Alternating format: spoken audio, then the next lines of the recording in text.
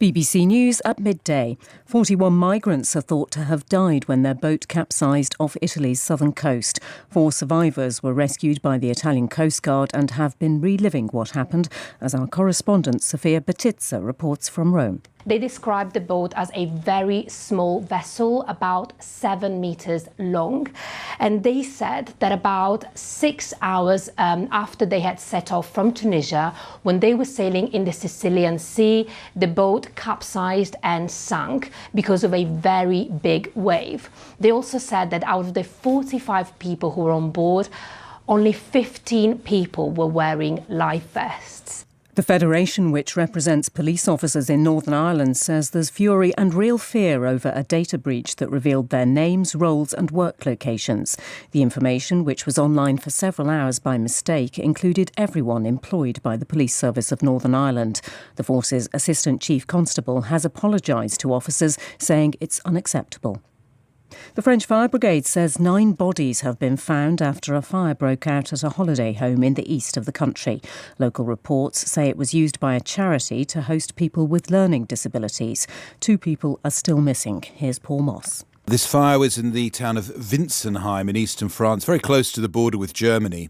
What we know is that the emergency services were alerted at 6:30 in the morning local time. Now, what the building was is a little unclear. I've seen it described in French news websites as a gîte. Now, that suggests a cottage or perhaps a holiday home. What we know is it was used by a charity based in the city of Nancy, which is in the same region. Now, some of the reports say the people there were on holiday, that this building was providing some kind of respite care. The travel company TUI has estimated that the recent wildfires in southern Europe have cost it around £21 million in compensation, extra flights home and welfare costs. But it says there hasn't been a lasting impact on summer bookings. More details from our transport correspondent, Katie Austin. TUI said 80% of its customers on roads had not been affected by the wildfires which raged on some parts of the island. But the fires did force the tour operator to cancel holidays and evacuate 8,000 customers. It put on 12 repatriation flights. TUI insisted there was only a temporary hit to interest in holiday bookings. Prices are higher than last year, but it said summer bookings were 6% up at 95% of pre-pandemic levels. The company said it had returned to profit by the end of June for the first time since before the pandemic.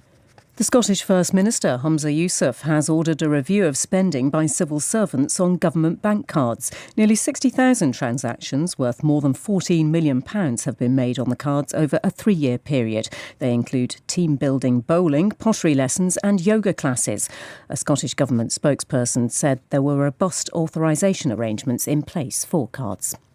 A publisher has said Nicola Sturgeon is writing a deeply personal memoir covering her proudest achievements as well as her regrets throughout her time in politics. Pan Macmillan said it had secured the British and Commonwealth rights to the former Scottish First Minister's memoirs following a hotly contested auction.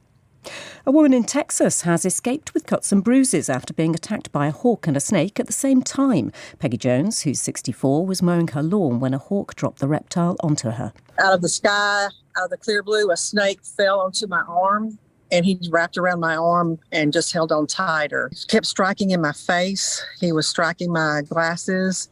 Just started praying out, Jesus, help me. Please, Jesus, help me. The hawk swooped down and, after several attempts, yanked the snake from her and flew off. BBC News.